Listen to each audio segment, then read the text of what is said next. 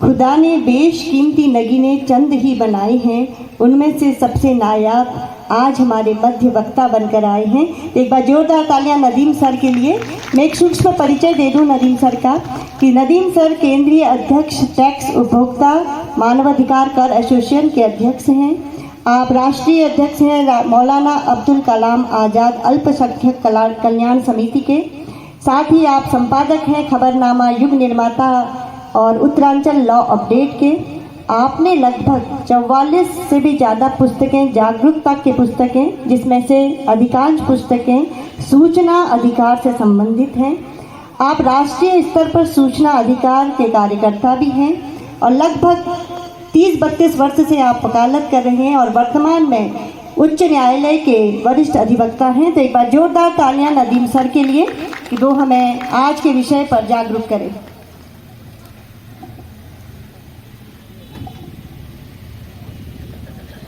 बहुत बहुत धन्यवाद मुझे ये अवसर देने के लिए कि संविधान दिवस पर जो है संविधान की मैं जानकारी आपको दे सकूं। सबसे पहली बात ये है कि ये जो हम जानकारी देने जा रहे हैं या ये कार्यक्रम आयोजित किया गया है, इसमें संविधान की जानकारी का महत्व एक आम जनता के लिए क्या है और आपकी जिम्मेदारी ये भी है कि ये आम जनता तक पहुंचाएं इस जानकारी को। तो सबसे पहली बात मैं ज़्यादा समय ना लेते हुए बताता हूं कि कानून, भारत में शासन जो है वो किसी प्रधानमंत्री का नहीं है, किसी राष्ट्रपति का नहीं है, कानून का शासन है। और कानून का शासन जब है तो सबसे बड़ा कानून हमारा भारतीय संविधान है। इसलिए और इस संविधान से ही सब कुछ गवर्न होता है, सबकी सीमाएं इसमें लिखी हुई हैं, सबके अधिकार इसमें लिखे हुए हैं। पहली बात। दूसरी बात ये कि ये सबसे पॉपुलर कानून है। सबसे पॉपुलर कानून जो है पूरे हिंदुस्तान का सबसे पॉपुलर, सबसे लोकप्रिय कानून जो है वो भारतीय संविधान है। और विश्व में क्योंकि हम सबसे बड़े लोकतंत्र हैं, सबसे बड़े लोकतांत्रिक देश हैं, तो सबसे लोकतांत्रिक कानूनों में एक भी भारतीय संविधान है।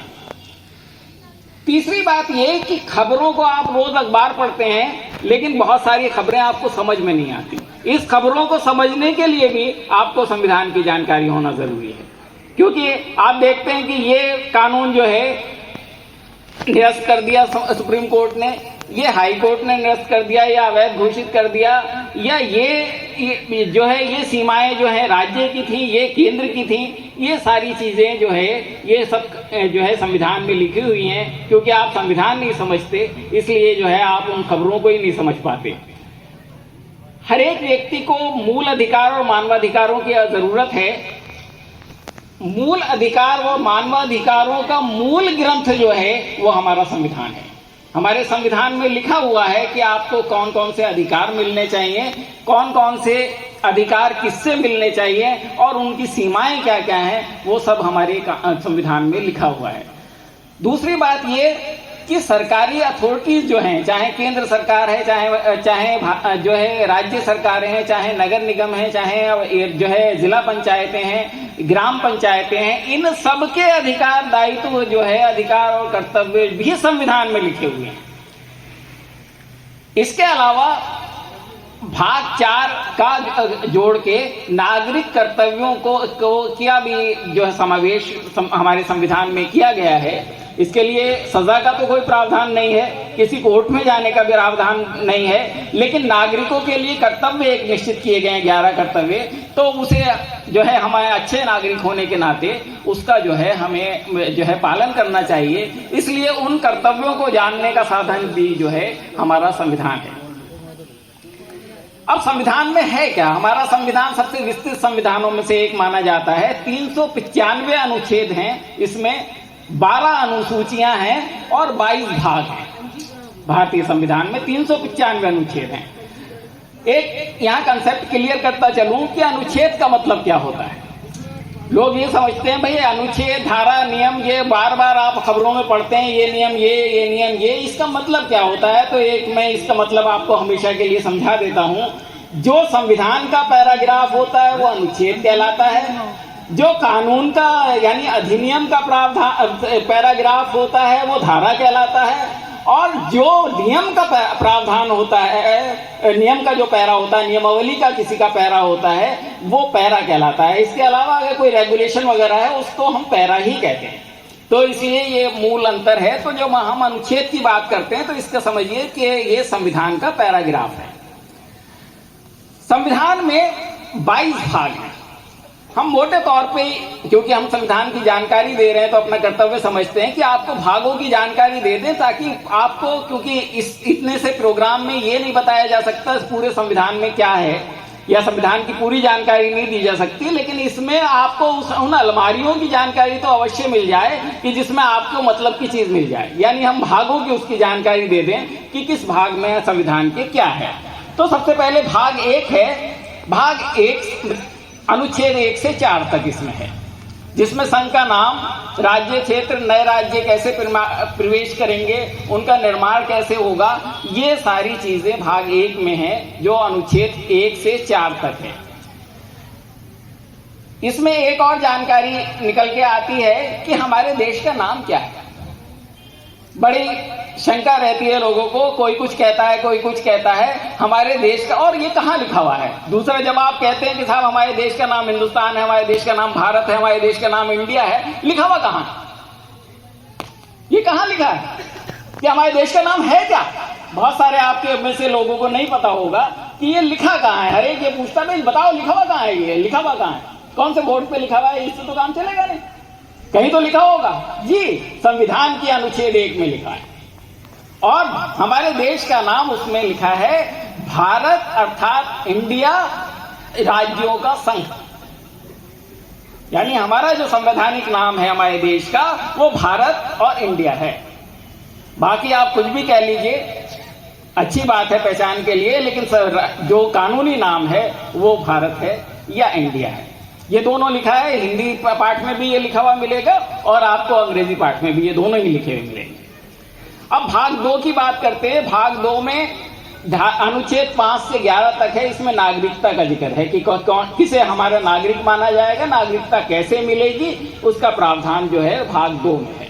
भाग 3 सबसे इंपॉर्टेंट भाग माना जाता है, जिसमें अनुच्छेद 12 से 35 तक है मूल अधिकार, जो फंडामेंटल राइट हैं हमारे, वो मूल अधिकार हैं। भाग 4 में जो है राज्य के नीति निर्देशक तत्व हैं, 36 से 51 तक, अनुच्छेद 36 से 51 तक। इसमें नीति निर्देशक तत्वों का मतलब मैं समझा दूं। नीति निर्देशक तत्व ऐसे गाइडिंग निर्देश हैं राज्यों के लिए, यानी सरकार, राज्य में इसमें सरकारें भी शामिल हैं, नगर निगम भी शामिल हैं, सारे निकाय शामिल हैं स्टेट के अंतर्गत। उनके लिए ये है कि इनका वो पालन करेंगे, यानी एक निर्देश है, समझिए उनके कर्तव्य एक निश्चित किए गए हैं राज्य के नीति निर्देशक तत्व। अनुच्छेद 4 का मैंने बताया, अब वो पार्ट 4 का, जिसमें अनुच्छेद 51 का है, जो 51A, इसमें मूल कर्तव्य शामिल किए गए हैं। इसमें मूल कर्तव्य हैं आपके कि मूल कर्तव्य क्या क्या होंगे। भाग 5 जो है अनुच्छेद 52 से 151 तक संघ की शक्तियां हैं, यानी केंद्र की शक्तियां, जिसमें संघ राष्ट्रपति, उपराष्ट्रपति, प्रधानमंत्री, मंत्रिमंडल, महान्यायवादी यानी अटॉर्नी जनरल, सरकारी कार्य का ये संचालन कैसे करेंगे, संसद, न्यायपालिका यानी सुप्रीम कोर्ट जो केंद्र की न्यायपालिका है, इसका जिक्र जो है सारा आपको 52 से 151 के अंतर्गत मिल जाएगा। भाग 6 जो है 152 से 237 तक है। इसमें राज्य का जिक्र मिलेगा। राज्य का जिक्र में इसमें मुख्यमंत्री की क्या पावर है, कार्यपालिका की क्या पावर है, गवर्नर की क्या पावर है, ये कैसे चुना जाएगा, जो है ये विधानसभा कैसे होगी, एडवोकेट जनरल कैसे होगा, उच्च न्यायालय कैसे होगा, और साथ में अधीनस्थ न्यायपालिका का भी जिक्र है, यानी जिला न्यायालयों का भी जिक्र इसमें है। जो 7वां भाग है अनुच्छेद 238, ये अब निरस्त कर दिया गया है। इसमें पहली अनुसूची के भाग ख राज्यों के लिए विशेष प्रावधान थे, यानी जो जिन्हें बाद में हमने जोड़ा था उन्हें कुछ विशेष प्रावधान दिए गए थे। भाग ख के राज्य थे, उसको समाप्त कर दिया गया है। अब इसका भाग 7 में अब कुछ नहीं है। भाग 8 जो है 239 से 242 तक है। संघ राज्य क्षेत्र का जो है इसमें प्रावधान है कि जब संघ राज्य क्षेत्र कैसे चलेंगे, जो केंद्रीय टेरिटरी आप कहते हैं, केंद्रीय संघीय क्षेत्र कहते हैं। भाग 9 जो है वो अनुच्छेद 243 से 243 ला तक ये पंचायतों का है। पंचायतों का विवरण जो है इसमें भाग 9 में है। भाग 9 का में 243 ता से 243 या छा तक नगर पालिकाएं और नगर निगम का है कि नगर पालिका और नगर निगम को कौन कौन से संवैधानिक अधिकार दिए गए हैं। 9 खा में सहकारी सोसाइटियों का वर्णन है जिसमें 243 या ज्ञा से और 243 या ना तक जो है इसके प्रावधान है। जो 10वां भाग है उसमें 244 से 244 का तक है अनुसूचित और जनजाति क्षेत्र का जिक्र है। इसमें अनुसूचित क्षेत्र और जनजाति क्षेत्र विशेष क्षेत्र हैं। उन क्षेत्रों में क्या विशेष उनको अधिकार होंगे, क्या रिजर्वेशन रहेंगे उनके उन क्षेत्रों के लिए विशेष। भाग 11 जो है 245 से 263 तक संघ राज्य के संबंधों का जिक्र है कि भाई संघ और राज्यों के संबंध कैसे होंगे, केंद्र कौन कौन से निर्देश वो दे सकेगा, कैसे कैसे संबंध रहेंगे, आपसी संबंध संघ और राज्यों के यानी केंद्र के और राज्य सरकारों के। भाग 12 में 264 से 300 का तक वित्त संपत्ति संविदाएं और वाद का जिक्र है कि भाई केंद्र सरकार का वित्त कैसे चलेगा, उनकी संपत्तियां कैसे होंगी केंद्र और राज्यों की, संविदाएं कैसे होंगी। संविधान का मतलब ये होता है कंट्रैक्ट कैसे होंगे, और अगर वो जो है कोई मुकदमा करेगा तो उसको कैसे चलाया जाएगा, ये वाद हुआ, मुकदमे हुए। भाग 13 301 से 307 तक का है तो इसमें भारत राज्य क्षेत्र के भीतर व्यापार वाणिज्य से संबंध है, कॉमर्स से संबंधित है, व्यापार और वाणिज्य से संबंधित। भाग 14 जो है 308 से 323 तक संघ और राज्य के अधीन सेवाओं का जिक्र है। ये जो पब्लिक सर्विस कमीशन वगैरह है ये इसके अंतर्गत आ जाता है। जो IAS वगैरह हैं इन सब से के संबंधित जो राज्य सेवाएं हैं, संघ की सेवाएं हैं, उसका जिक्र जो है भाग 14 है। भाग 15 बहुत इंपॉर्टेंट है, 324 से 329 का तक सारे चुनावों का जिक्र इसमें है। चुनाव आयोग इसमें होता है। चुनाव आयोग कैसे बनेगा आजकल बहुत जिक्र चल रहा है, आप रोज अखबारों में पढ़ रहे हैं कि चुनाव आयोग पे सुप्रीम कोर्ट ने ये कहा। तो वो जो जिक्र है, वो जो वर्णन है वो 324 से 329 का तक है। भाग 16 में 330 से 342 का तक है। कुछ वर्गों के संबंध में विशेष उपबंध किए गए हैं, वो है जिसमें SC ST वगैरह के संबंध में जो विशेष उपबंध किए गए हैं वो इसमें शामिल है, जो सीटों का रिजर्वेशन जैसे हमें देखते हैं। भाग 17 में 343 से 351 तक है ये, और इसमें राजभाषाओं का जिक्र है कि आप ये सोचते रहते हैं कि भाई अब अंग्रेजी का प्रयोग क्यों हो रहा है कोर्ट में, तो उस सब का जवाब आपको इसमें मिल जाएगा कि क्यों हो रहा है, या हिंदी का प्रयोग कहाँ हो सकता है, कहाँ क्षेत्रीय भाषाओं का प्रयोग हो सकता है, ये सारा जिक्र जो है वो भाग 17 में है। भाग 18 में 352 से 360 तक आपात उपबंध है, इमरजेंसी वाला जो है, इमरजेंसी की कब इमरजेंसी लगाई जा सकती है, उसमें कौन कौन से आपके अधिकार समाप्त हो जाएंगे, किसको एडिशनल अधिकार मिल जाएंगे, ये सब जिक्र जो है वो भाग 18 में है। भाग 19 में 361 से 363 तक है। इसमें राष्ट्रपति वगैरह के जो विशेष अधिकार दिए गए हैं उन्हें कार्य करने के लिए, वो हैं कि भाई उनकी गिरफ्तारी नहीं हो सकती, उन पर मुकदमा नहीं चल सकता। ये सारे जो विशेष अधिकार राष्ट्रपति और राज्यपालों के हैं वो अनुच्छेद भाग 19 में है। और भाग 20 में 368 बहुत इंपॉर्टेंट है, संविधान के संशोधन की बात की गई है कि संशोधन, इसमें संविधान में जो हमारा ये महत्वपूर्ण कानून है उसमें संशोधन कैसे किया जाएगा, यानी उसमें बदलाव कैसे किया जा सकता है। भाग 21 में 361 से 392 तक अस्थायी और संक्रमण कालीन और विशेष उपबंध है। इसी में 370 था जिसे समाप्त कर दिया गया है। 371 में बहुत सारे अन्य राज्यों को भी जो है विशेश अधिकार दिए गए हैं, विशेष जो है उपबंध किए गए हैं, उन सब का जिक्र जो है ये भाग 21 में है। भाग 22 में 393 से 395 तक एक जनरल है कि कौन कौन से कानून इस संविधान को बना के खत्म कर दिए गए हैं, इसका संक्षिप्त नाम क्या है, हिंदी में इसका पाठ किस तरीके का, ये सारी चीजें हैं। इसके अलावा 12 अनुसूचियां भी इसमें शामिल संविधान में। पहली अनुसूची राज्य संघ क्षेत्र की बात करती है, उसमें लिस्ट है राज्य और संघ क्षेत्रों की। दूसरी अनुसूची में राष्ट्रपति और राज्य के अध्यक्षों के और लोकसभा अध्यक्ष उच्चतम न्यायालय के संबंध में है। उच्चतम न्यायालय के न्यायाधीशों के संबंध में, और तीसरा शपथ का प्रारूप है तीसरी अनुसूची में। चौथी अनुसूची में राज्यसभा के किस किस राज्य में कितने स्थान होंगे ये है। पांचवी अनुसूची में अनुसूचित क्षेत्रों का प्रशासन क्या होगा, और छठी अनुसूची में असम, मेघालय, त्रिपुरा और मिजोरम में जनजातियों के लिए विशेष प्रावधान है। सातवीं अनुसूची में संघ, राज्य और संवर्ती सूची। ये बड़ी इंपॉर्टेंट है। इंपॉर्टेंट इसलिए है कि इसमें एक लिस्ट दी गई है कि कौन से कानून केंद्र सरकार बना सकती है, जो संघ सूची है। जो राज्य सूची है कि कौन से कानून राज्य सरकार बना सकती है, यानी राज्य की विधानमंडल बना सकती है, तो वो राज्य सूची है। एक संवर्ती सूची का मतलब ये होता है कि जो उसमें दोनों बना सकती है, केंद्र को भी अधिकार है और जो है राज्यों को भी अधिकार है। इसे कंकरेंट लिस्ट कहते हैं। आठवीं अनुसूची भाषाओं की है। इसका बड़ा जिक्र आपको होता है कि आठवीं अनुसूची की ये भाषाएं। तो आठवीं अनुसूची आप सोचते होंगे भैया क्या है आठवीं अनुसूची। तो आठवीं अनुसूची एक लिस्ट है, उसमें कुछ भाषाओं का जिक्र है जो देश की सारी भाषाएं हैं, मुख्य भाषाएं, वो आठवीं अनुसूची है। नवी सूची जो है कुछ अधिनियमों का विधि मान्यकरण कर रहे हैं। अब आप ये देखते हैं कि अधिनियमों का विधि मान्यकरण, ये नवी अनुसूची बड़ी इंपॉर्टेंट मानी जाती है कि हर एक राज्य सरकार या हर एक गवर्नमेंट ये चाहती है कि उसका जो अधिनियम है वो इस अनुसूची में शामिल कर लिया जाए। क्यों? इस अधिनियम, अगर इस अनुसूची में वो अधिनियम शामिल कर लिया जाएगा तो वो असंवैधानिक नहीं माना जाएगा, भले ही वो मूल अधिकारों का हनन भी करता हो, कुछ मूल अधिकारों का।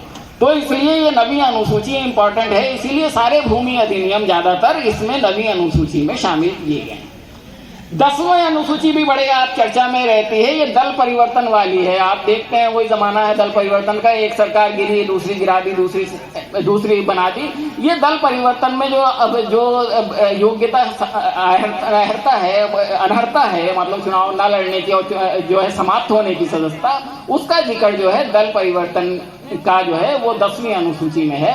10वीं अनुसूची में आपको दल परिवर्तन संबंधी पूरे कानून एक तरीके से मिल जाएंगे। 11वीं अनुसूची में पंचायतों की शक्तियों का जिक्र है और 12वीं अनुसूची में नगरपालिका और नगर निगमों की शक्तियों का जिक्र है। तो ये आपको एक मोटा सा एक आइडिया हो गया कि भाई हमारे संविधान में क्या है। अब बात करते हैं संविधान की उद्देशिका की, जिससे आपको ये अंदाजा हो जाएगा कि संविधान के में मेन क्या चीज है, या किस नीति पे बना हुआ संविधान है, या क्या चीज क्रियान्वित हम करते हैं। इसमें आज के जो 26 नवंबर का भी जिक्र है इसमें। अब इस संविधान के उद्देशिका को केवल हम पढ़ रहे हैं। इसमें जो मोटी मुश्किल सी चीजें हैं उन्हें मैं समझाने का प्रयास करूंगा बहुत कम शब्दों में। हम भारत के लोग भारत को एक, ये सभी जानते हैं, संपूर्ण प्रभुत्व संपन्न। संपूर्ण प्रभुत्व संपन्न का मतलब है किसी के अंडर में हम नहीं रहेंगे, हम स्वतंत्र संप्रभु होंगे। संप्रभु का मतलब बिल्कुल स्वतंत्र, जो बाकी देशों का किसी का हमारे ऊपर कुछ हक नहीं चलेगा, वो संपूर्ण प्रभुत्व संपन्न। अगला वर्ड है समाजवादी। समाजवादी का मतलब यह है कि जो संसाधनों का बंटन होगा वो यथासंभव समान होगा। उसके अगला शब्द है पंथ निरपेक्ष, यानी धर्म निरपेक्ष होगा, राज्य का कोई धर्म नहीं होगा, हम धार्मिक राज्य नहीं है। इसकी भी पृष्ठभूमि ये है कि लोग ये कहते हैं कि सब विभाजन जो हुआ भारत का वो हिंदू और मुसलमान के आधार पर हुआ, लेकिन ये गलत है।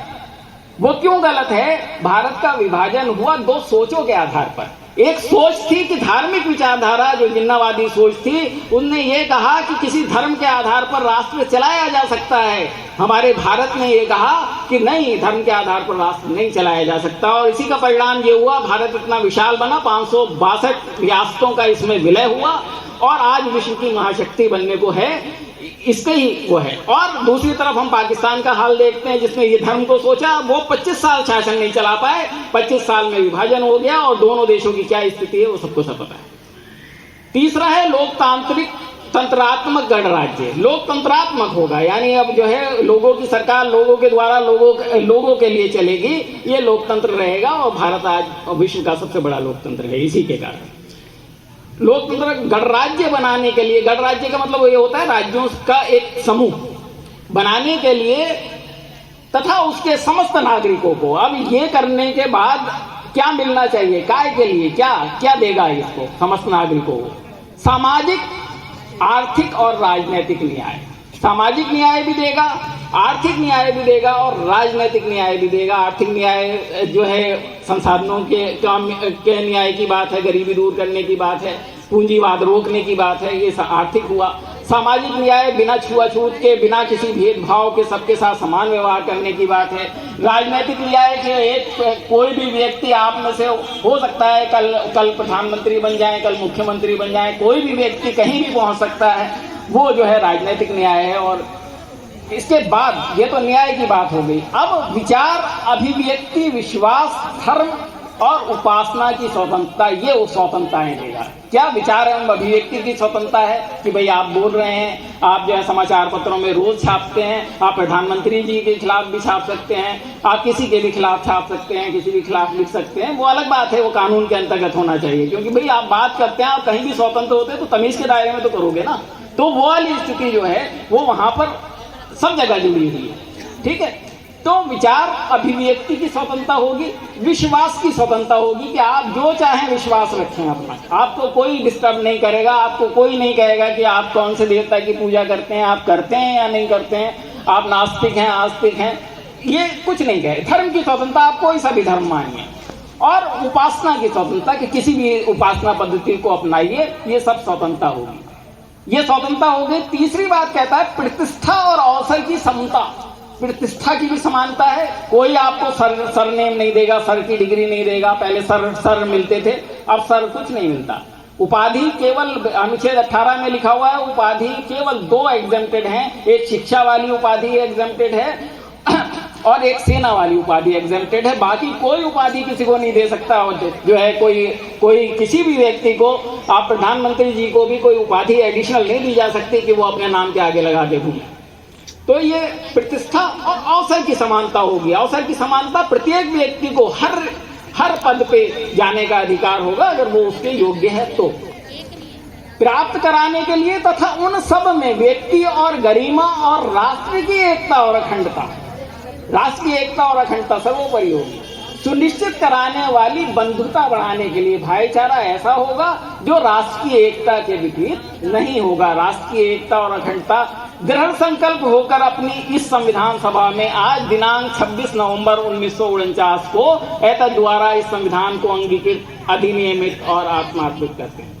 इसका मतलब ये हुआ कि ये संविधान के जो है हमारे मूल तत्व हैं एक तरीके से, और सुप्रीम कोर्ट ने ये कहा कि ये बेसिक स्ट्रक्चर है संविधान का और इसमें संशोधन नहीं किया जा सकता। बेसिक स्ट्रक्चर यानी ये मूल ढांचा है, जैसे मकान का आप ढांचा करते हैं, उसमें चेंजेस नहीं किया जा सकता है। तो अब बात हम मूल अधिकार की शॉर्ट में कर लेते हैं कि समता का अधिकार जो है, समानता का अधिकार, इसमें अनुच्छेद 14, 15, 16, 17 और 18 में दिया गया है। इसमें 14 में कहता है विधि के समक्ष समानता, विधि के समक्ष सभी व्यक्ति समान होंगे। इसमें समता को मैं समझा दूं आपको। समता का मतलब ये नहीं है कि सब तरह के सब लोगों के साथ एक साथ, समान परिस्थितियों के लोगों के साथ समान व्यवहार। समता का मतलब ये नहीं होता। अब वही वाली बात है, आप एक जिसके एक टांग नहीं है, उस टांग उसको जो है आप दौड़ में शामिल कर लीजिए, तो वो समानता कब हुई?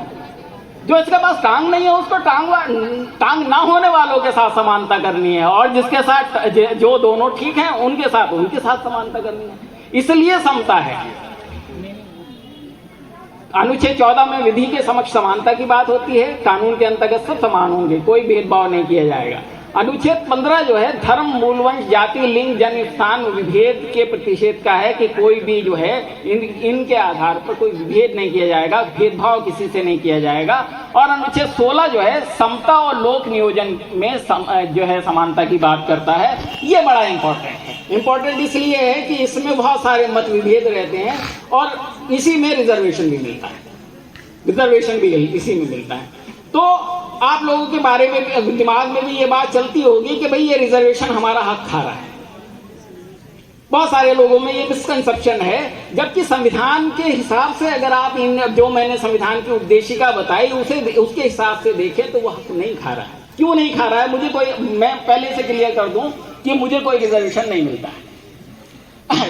तो इसमें क्यों हक नहीं खा रहा है कि वो इसलिए कि अगर किसी के साथ सामाजिक रूप से भेदभाव होता है या होता रहा है, तो उसके साथ अगर उसे हम एडिशनल सुविधा नहीं देंगे तो वो जो है बराबरी नहीं कर पाएगा, देश की मुख्य धारा में शामिल नहीं हो पाएगा।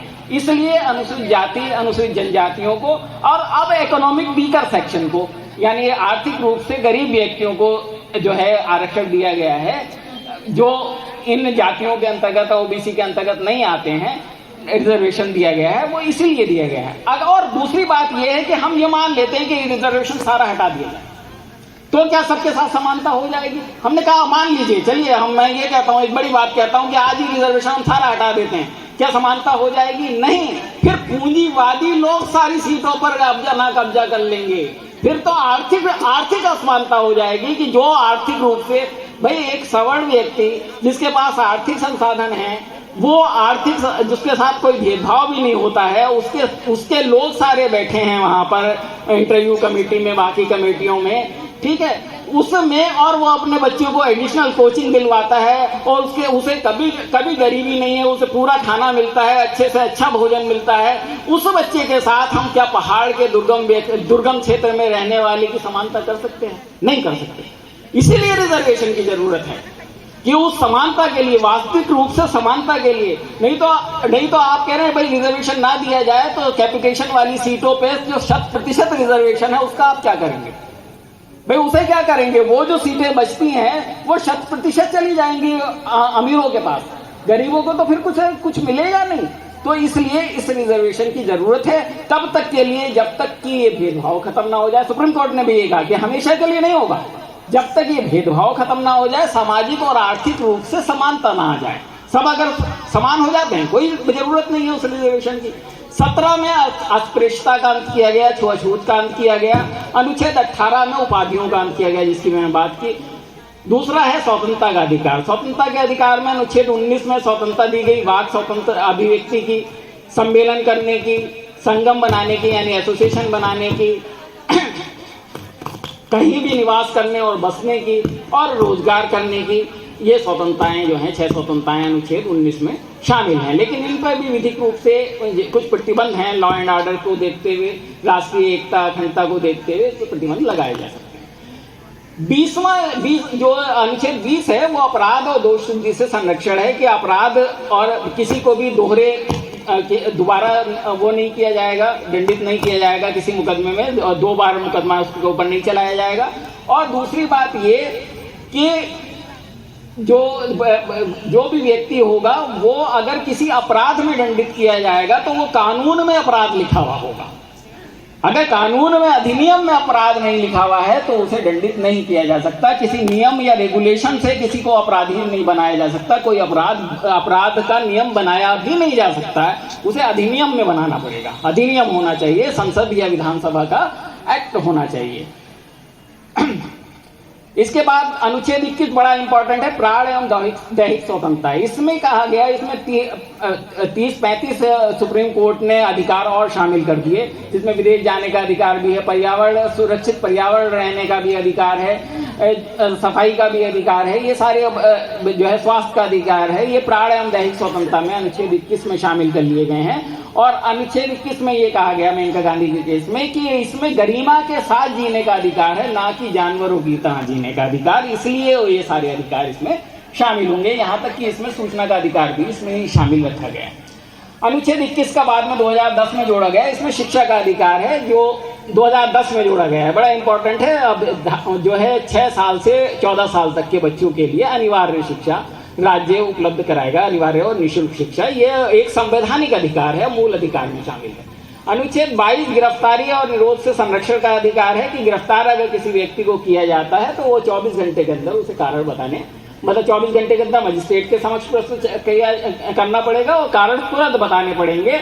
और कारण के साथ साथ उसे जो है अपने पसंद के विधि व्यवसायी से, एडवोकेट से सलाह लेने की भी सुविधा उपलब्ध करानी पड़ेगी। तीसरा है शोषण के विरुद्ध अधिकार, यह अनुच्छेद 23 और 24 में है। जैसे मानव व्यापार और बलात्कार श्रम जो है बेगार का अधिकार, बेगार नहीं कराया जा सकता, उसका पूर्व प्रतिषेध किया गया है, जैसे डायरेक्टर साहब बता रहे थे। अनुच्छेद 14 में जो है कारखानों आदि में बालकों का नियोजन नहीं किया जा सकता। 14 वर्ष तक के बालक इसमें माने गए हैं, बालकों का नियोजन नहीं किया जा सकता है। अनुच्छेद चौथा अधिकार है धर्म और स्वतंत्रता का अधिकार। इसमें अनुच्छेद 25, 26, 27, 28 है। इसमें धर्म मानने, आचरण करने, ये 25 है, आचरण करने और प्रचार करने की स्वतंत्रता। 26 में धार्मिक कार्यों के प्रबंध की स्वतंत्रता और 27 में धर्म अभिवृद्धि पर कोई कर नहीं लगाया जाएगा, उसकी स्वतंत्रता शामिल है। और 28 में धार्मिक शिक्षा या धार्मिक उपासना राज्य वाले के उसमें ना हो, इसका प्रावधान शामिल किया गया है। 5वां जो है संस्कृति और शिक्षा संबंधी अधिकार है। अनुच्छेद 29 और 30 में इस पर भी बड़ी चर्चा की जाती है कि अल्पसंख्यक वर्गों के हितों का संरक्षण किया गया है और अल्पसंख्यक शिक्षा संस्थाओं के प्रशासन का अधिकार है। एक इन सब से अगर ये सारे अधिकार दे भी दिए जाएं, लेंगे कैसे? इसके लिए संवैधानिक उपचारों का अधिकार अनुच्छेद 32 में है कि अगर किसी भी मूल अधिकार का हनन होता है तो आपको डायरेक्ट सुप्रीम कोर्ट जाने का अधिकार जो है रिट के माध्यम से अनुच्छेद 32 देता है। तो यह अनुच्छेद 32 में है। तो मुझे यह लगता है कि आपकी जानकारी आपके काम में आएगी। धन्यवाद, आपने बड़े ध्यान से सुना है इसको। धन्यवाद।